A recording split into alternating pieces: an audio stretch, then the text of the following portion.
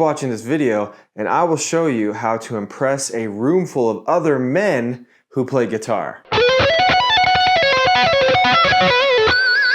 See, most people think that Eddie Van Halen sounded so insane because of his gear and his sheer speed with his tapping and stuff. You know, I know guitar players who will spend thousands on getting that sound, that brown sound. They're basically trying to buy the energy that they hear on Van Halen 1. But the gear is worth nothing, you know, if you can't master his techniques. Specifically, like we're going to talk about in this video, legato technique. The truth is Eddie's playing was so wicked because it was built on this controlled chaos. He used fast legato phrases. You know, he used tapping too, but he used these fast legato phrases, and he purposely, well, I think he purposely, fell out of time and then came back in again.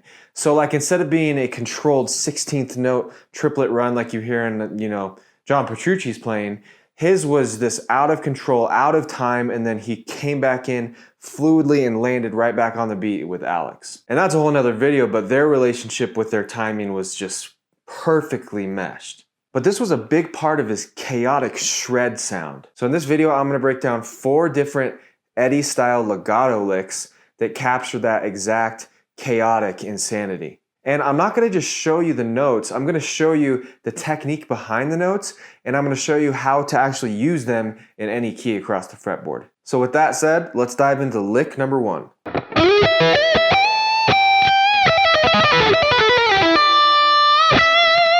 So this is a classic Eddie style lick because like he did often, he's taking the pentatonic box, you know,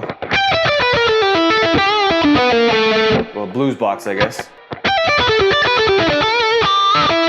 and he's adding some embellishments, so some tones that aren't in the scale, and a lot of times they're dissonant tones. So I want you to follow along here. So what we do here is we go 12, hammer on to 15, pull off to 12 again.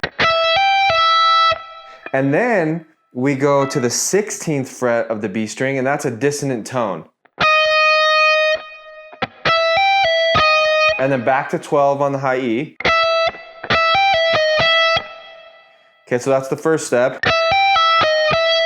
And then what we have is we pluck the 16th fret and then pull off to the 15 and then pull off to the 12 on the B string. Actually, I'm doing a hammer on from nowhere on the 16th fret. So it's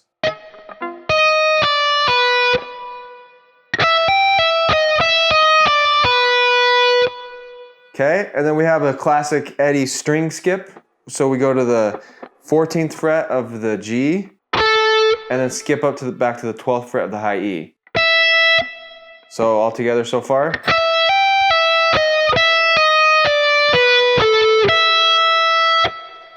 And then from there we do the 15th fret to the 12th fret, pull off.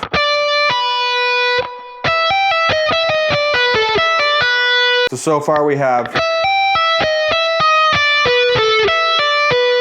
And then from here we go back to 14th fret on the G to the 12th fret on the B. And then we have a grace slide from 15 to 14 on the G. Pull off to the 12. And then 14th fret on the D. Then we string skip to the 15th fret on the B.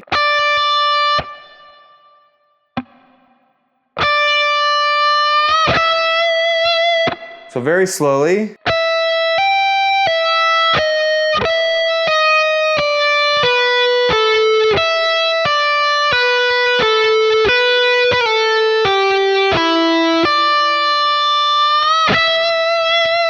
How do you use this in any key? So as you can see, it utilizes almost all the notes inside this blues pentatonic box, or the blues scale I should say, except for that 16th fret. So we're in the key of E because these root notes land on E notes, but say if you're in the key of A, you can just shift this down so that the root notes of this pentatonic box are on A, and you can use the same lick.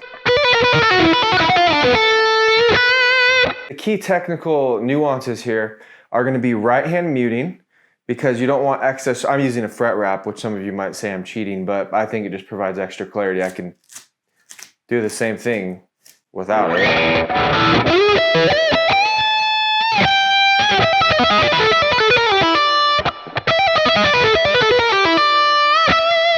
the muting technique here is really important. So you want to have your palms resting on the strings above the target string the entire time. And then you want to have your first finger fairly flat so it blocks the strings below the target string. The thing is you want to be very, very relaxed in your left hand. You want it to feel like you're tap dancing. That's how legato should feel. Okay, so this one's really chaotic, and it's supposed to sound chaotic and almost a little bit messy. He uses a very similar pattern in the Beat It solo. So what we're doing here is we're doing a ascending hammer-on sequence. Okay, so what we got here is we have a hammer-on from 14, 16 to 17.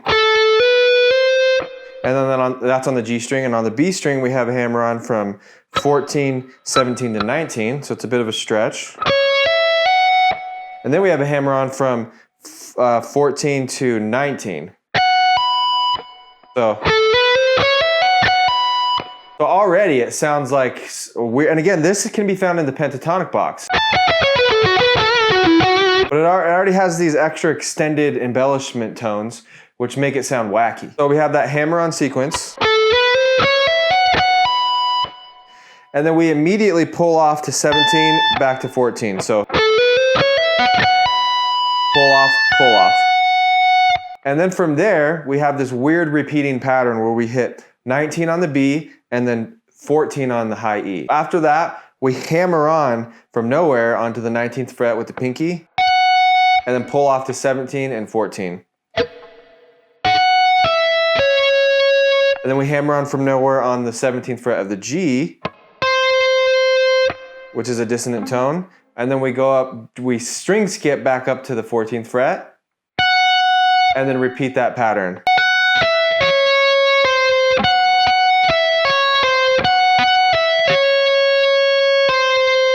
And after we do that 2 or 3 times, you can do it as many times as you want.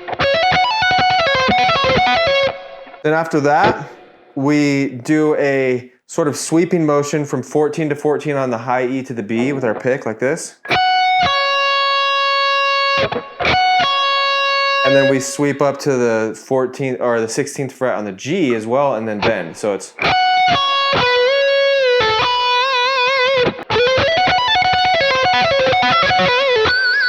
So this is a very heavy legato technique. You have to keep your fingers very relaxed, like you're dancing on the tip of your fingers. You have to have your muting technique locked in. And I recommend breaking this up into pieces. So first practicing, and then practicing the second part isolated as well.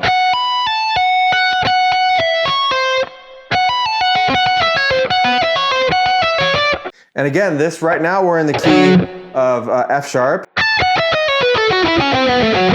But you can move this anywhere and play the same lick, and using that pentatonic box as sort of your home base.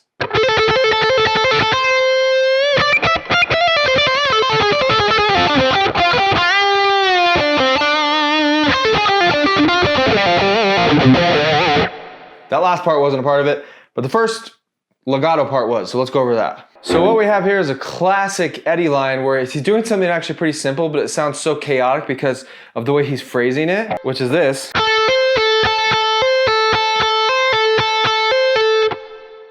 So he's doing, so right here we're in the key of D, and he's doing a hammer-on from the 10th fret to the 13th fret, and then pulling off. And then he's doing 2 pick strokes on the 10th fret again, and then repeating that.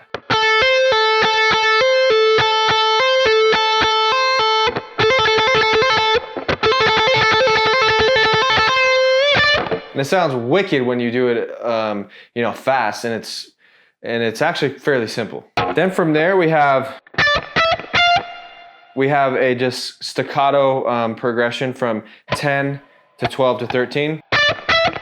And then we have this line. I think this is like almost verbatim a lick from Hot for Teacher.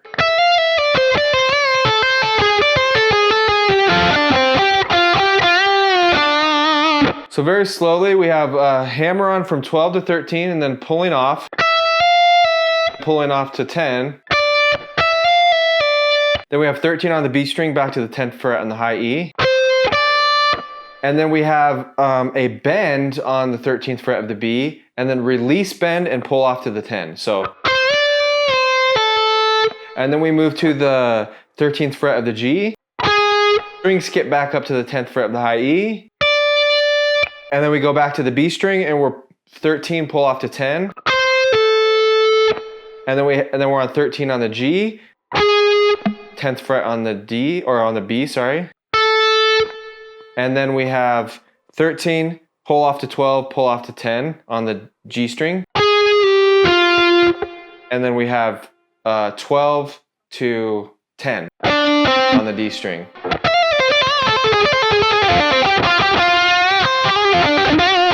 And the same thing applies for here. You use all the same techniques. I'm not even gonna repeat them because I've already said it twice, but you gotta have the muting. I guess I am repeating them. You gotta have the muting, and you gotta have the relaxed left hand, and you can move this pentatonic box anywhere you want. Okay, now for the last lick. So this also is in the pentatonic box. So we're right here in the key of B. And what we have is we have this sweep from the 9th fret of the D, and then we bar the 7th fret on the G, B, and high E strings, and we sweep through those. And then we have 10th fret on the high E and the 9th fret in the high E. And then we have this fast legato run through the pentatonic box. Again, it's the blues box with some embellishments. So we have 10, pull off to 9, pull off to 7. And then we have 10th fret on the B, and then we go back to the 7th fret on the high E. So, and he actually just repeats that phrase on all 3 strings. So,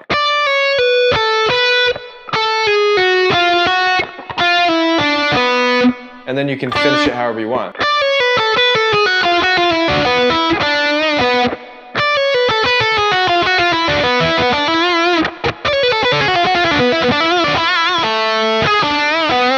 So there you go. Those are the 4 EVH licks to not get you girls, but to impress a room full of other men who also play guitar. And look, if you don't understand legato and how to approach it and how to dial in your left hand technique, go ahead and click this video right here.